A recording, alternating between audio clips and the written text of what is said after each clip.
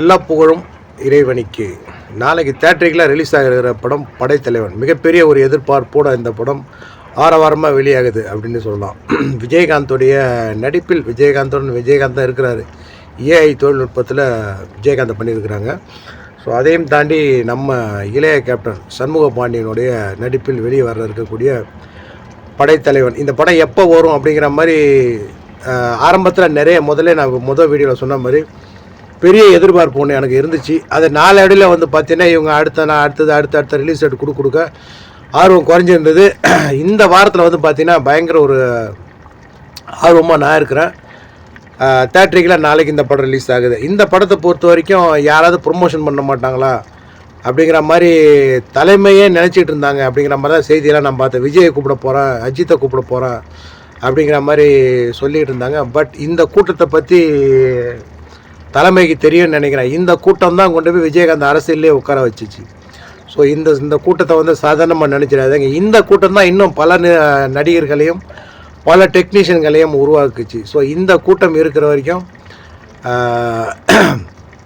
நீங்களாம் பயப்படவே தேவையில்லை. நாளைக்கு இந்த படம் பெரிய ஆர்ப்பாட்டத்தோட பெரிய ஆரவாரத்தோட இந்த படம் நாளைக்கு ரிலீஸ் ஆகுது அப்படிங்கிற மாதிரி சொல்லியிருந்தாங்க.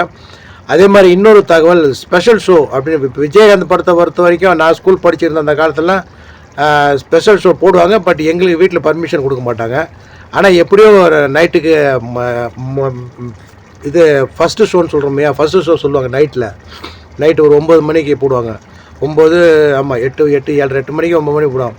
அந்த ஷோவுக்கு நாங்கள் ஃபேமிலியோடு போயிடுவோம். ஏன்னா எங்கள் ஃபேமிலியிலுமே எல்லாருக்குமே கேப்டனை ரொம்ப பிடிக்கும். ஸோ அந்த வகையில் பார்த்திங்கன்னா நாங்களும் அன்னைக்குள்ளே அந்த படத்தை பார்த்துருவோம்.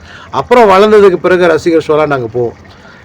காலையில் ஒரு 9-9:30 மணிக்கு போடுவாங்க. இன்றைக்கும் பார்த்திங்கன்னா அந்த கலாச்சாரம் இருக்குது. ஆனால் இந்த படத்துக்கு பார்த்திங்கன்னா 11 மணிக்கு ரசிகர் ஷோ போட போகிறதா ஒரு தகவல் ஒன்று வெளியாக இருக்குது. பட் எந்தெந்த ஊர்களில் 11 மணி ஷோ போடுறாங்க, எந்த ஊர்களில் FDS 9 மணிக்கு போடுறாங்க அப்படிங்கிறது தெரிய வரல. பட் சர்ச்சைக்கு ஏற்கனவே அஜித் விஜய் படங்கள் சர்ச்சையில் இந்த FDS போடுவாங்க. ரஜினிகாந்த் படம், கமல்ஹாசன் படம் தான். பட் இந்த படம் பார்த்திங்கன்னா அந்த மாதிரியான சர்ச்சைக்கெலாம் எதுக்கும் இடம் இருக்காது. நம்ம என்றைக்கு எந்த சர்ச்சை பண்ணியிருக்கிறோம். ஸோ ஒரு 11 மணி காட்சி, ஒரு 9 மணி காட்சி போடுறதுக்கு நிறைய வாய்ப்புகள் இருக்குது அப்படின்னு நினைக்கிறேன். ஸோ உங்கள் ஊர்களில் சொல்லியிருப்பாங்க இல்லையா தலைமை மன்றத்தில், அந்த தகவல் கமெண்டில் சொல்லுங்கள். ஏன்னா படம் பார்க்குறவங்களுக்கு அது கொஞ்சம் உதவியாக இருக்கும்.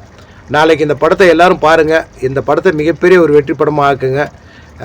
அப்பாவுக்கு எந்த ஒரு இடத்த தமிழகத்தில் நம்ம கொடுத்தோமோ அதே மாதிரியான இடத்த கொடுக்கலனாலும் அதுக்கு நிகரான ஒரு இடத்த பார்த்திங்கன்னா சண்முக பாண்டியனை கொடுக்கணும் அப்படிங்கிற ஒரு எண்ணத்தோட இந்த படத்தை மக்கள்கிட்ட கொண்டு போய் சேருங்க. இந்த படம் பார்த்திங்கன்னா சண்முக பாண்டியனுக்கு ஒரு மிகப்பெரிய படமாக அமையணும். நிச்சயமாக அமையணும். இறைவன் நாடினால் நிச்சயமாக அமையணும்னு நான் நினைக்கிறேன்.